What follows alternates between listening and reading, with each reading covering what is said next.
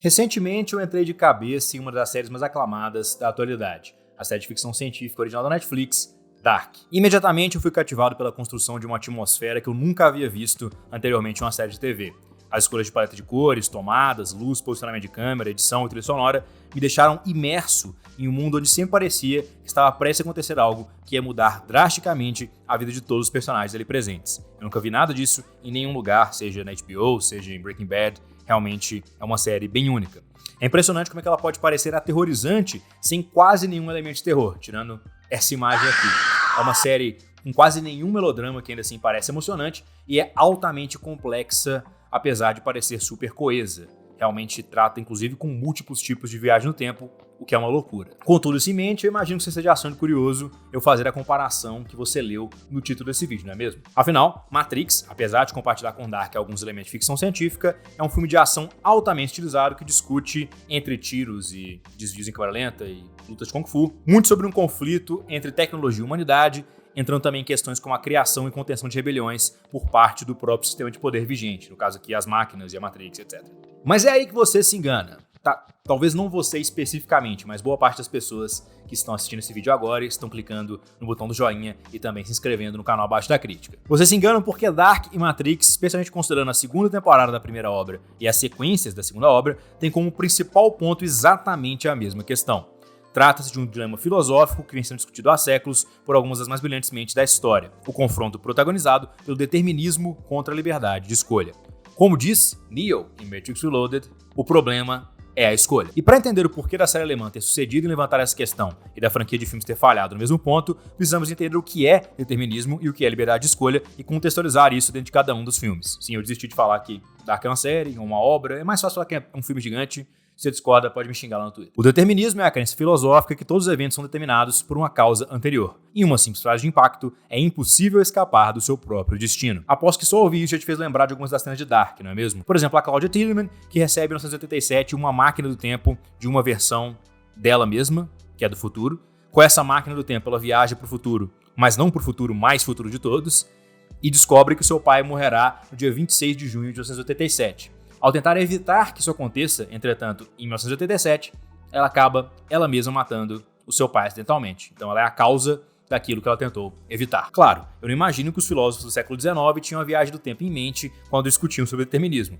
mas a questão da série exemplifica perfeitamente a questão central do debate. Seremos nós, seres humanos queridos, livres? Imagino que a maioria de vocês pensou. Óbvio, Pedro, sou livre. Inclusive eu faço centenas de escolhas todos os dias, desde qual vai ser meu café da manhã, o que eu vou vestir, até qual série eu vou assistir na Netflix. Mas talvez, se você já tem estudado um pouquinho de física, você vai perceber que concorda também com a noção que todo evento é causado por um evento passado. A maçã cai na cabeça do Newton por conta da gravidade. Da mesma forma que em Matrix, o arquiteto, criador do programa de Matrix, nos diz, de forma desnecessariamente complexa, que o Neo surge na Matrix não de forma aleatória, mas de forma pré-determinada. Tanto que na primeira vez que assistimos o encontro desses dois personagens na franquia, ele já ocorreu em 5 outras oportunidades. É uma sequência de causalidade, toda causa gera um efeito, no caso, a Matrix gera uma série de causas que levam o Neo até aquele exato momento, por múltiplas vezes. Beleza, mas antes desse vídeo inteiro te dar dor de cabeça, eu vou te explicar que não é racionalmente possível você defender essas duas posições ao mesmo tempo. Para os defensores do livre-arbítrio, que são chamados de libertários, não libertários políticos, isso é outra coisa, isso são as pessoas que querem ter liberdade do governo, como é o meu caso,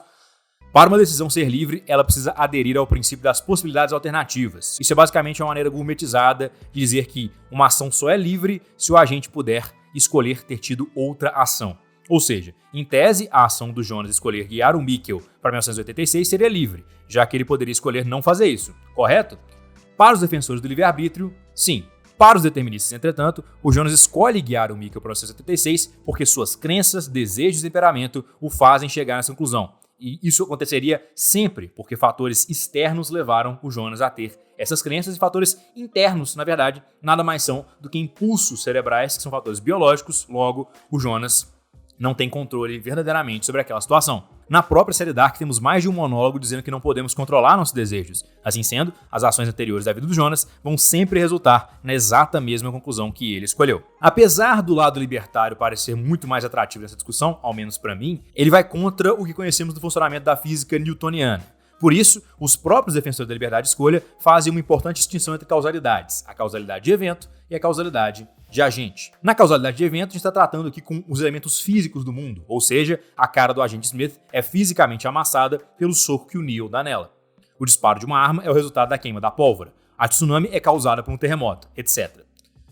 Tudo no mundo físico realmente é determinístico de acordo com as leis que a gente conhece da física newtoniana. Entretanto, os libertários defendem que um agente é livre para começar novas cadeias de causa e efeito pela simples ação da sua mente, sem necessariamente a gente ter um evento anterior. Por exemplo, aquele exemplo de você escolher o que comer no almoço. Então, você comeu bife porque você quis. Da mesma forma que o Neo escolheu pegar a pílula vermelha porque ele achou mais interessante, da mesma forma que o Jonas poderia escolher resgatar seu pai do passado se ele achasse isso correto. Mas aí entramos na questão principal. De onde vêm esses pensamentos? Eles surgem aleatoriamente? Eles têm uma causa? Se eles têm uma causa, a gente voltou à questão do determinismo. Eu sei que parece uma loucura, inclusive você pode chegar em conclusões absurdas, como por exemplo a pizza que você vai comer no Carnaval de 2025 ser uma causa direta do Big Bang. Mas por mais imbecil que isso pareça, uma decisão mental nada mais é do que o conjunto de sinais biológicos dados pelo seu cérebro. Nenhuma ação pode ser tomada senão aquela que já foi definida anteriormente pela sua causa, seja ela o seu pensamento, uma causa externa ou qualquer outra coisa. E não, eu não quero te deixar na crise existencial, apesar de isso ter acontecido comigo quando eu estava pesquisando para fazer esse vídeo. Mas eu acho importante você saber esses fatores para entender o porquê que Matrix errou nessa apresentação de filosofia e por que Dark acerta em cheio. E também eu já vou te falar por que o Walter White provou que a gente é livre, então fica tranquilo. O grande problema dessa filosofia em Matrix é que ela só aparece a partir do segundo filme, Matrix Reloaded. Sério mesmo, o primeiro filme trata somente da discussão do mundo real versus mundo virtual, sobre as consequências da criação de uma inteligência artificial e termina com o Neo dando um ultimato para as máquinas após já possuir os poderes equivalentes de um deus e voar na Matrix. Assim sendo, quando o Neo é confrontado com dilemas advindos da dualidade, determinismo versus livre-arbítrio, ele na verdade ignora todos esses pontos, porque eles não afetam diretamente a história de Matrix. Isso porque o Neo nunca é realmente ameaçado por nada dentro da Matrix, e mesmo fora dela, no mundo real, ele ainda parece ter controle sobre as máquinas. Dessa maneira, para o Jesus cibernético, pouco importa a origem e natureza das suas ações. A única preocupação dele é com salvar a humanidade. A grande maioria dos problemas da sequência de Matrix advém dessa desconexão entre a sua principal questão filosófica e o seu principal ponto de roteiro. A ação perde o impacto no segundo filme porque o Neo é invencível. Os monólogos do Merovingian, do Oráculo e do Arquiteto parecem baboseiras sem contexto, ainda mais que são cheios de juridiquês e termos em latim. E talvez o pior de tudo, ninguém liga pra Zion ou pros seus personagens. Tá, esse último ponto talvez não tenha nada a ver com determinismo, mas pode ser que tenha sido determinado que eu sempre ia achar esse desenvolvimento de personagens no lixo. Em grande contraste ao determinismo em Matrix, o debate filosófico trazido é realmente o ponto central de Dark, tanto na questão filosófica quanto na questão de roteiro. Inclusive, o confronto de ideias é, na verdade, ampliado fortemente pelo principal artifício do roteiro, que é a viagem no tempo. Afinal, a gente tem a questão do determinismo, que traz que as suas ações sempre são causas de outras coisas, mas poderiam as causas ser alteradas pela viagem no tempo? Ou a viagem no tempo seria mais uma série de causas que geraria no mesmo resultado? Temos monólogos muito interessantes, como no 8º episódio da primeira temporada, que entram diretamente nesse tema. Stellen Sie sich vor, Sie würden in die Vergangenheit reisen und dort auf Ihren Vater treffen, noch ehe er Sie gezeugt hat. Können Sie mit dieser Begegnung bereits etwas verändern?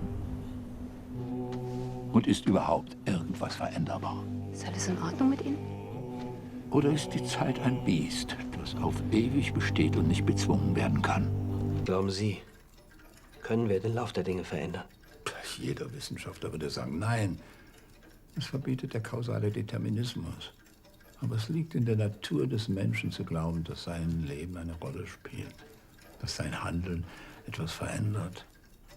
Isso se mantém ao longo de cada passo que a série dá, desde o suicídio do Mikkel até o apocalipse. Mas talvez a sacada mais genial de Dark seja a junção dos dois personagens que Matrix tratou separadamente, o Escolhido e o Arquiteto. No caso da série alemã, os dois personagens são um só, o Jonas. O Jonas, que é fruto direto da viagem no tempo, existe em múltiplas versões dentro de um ciclo que paradoxalmente parece ter sido começado por ele mesmo.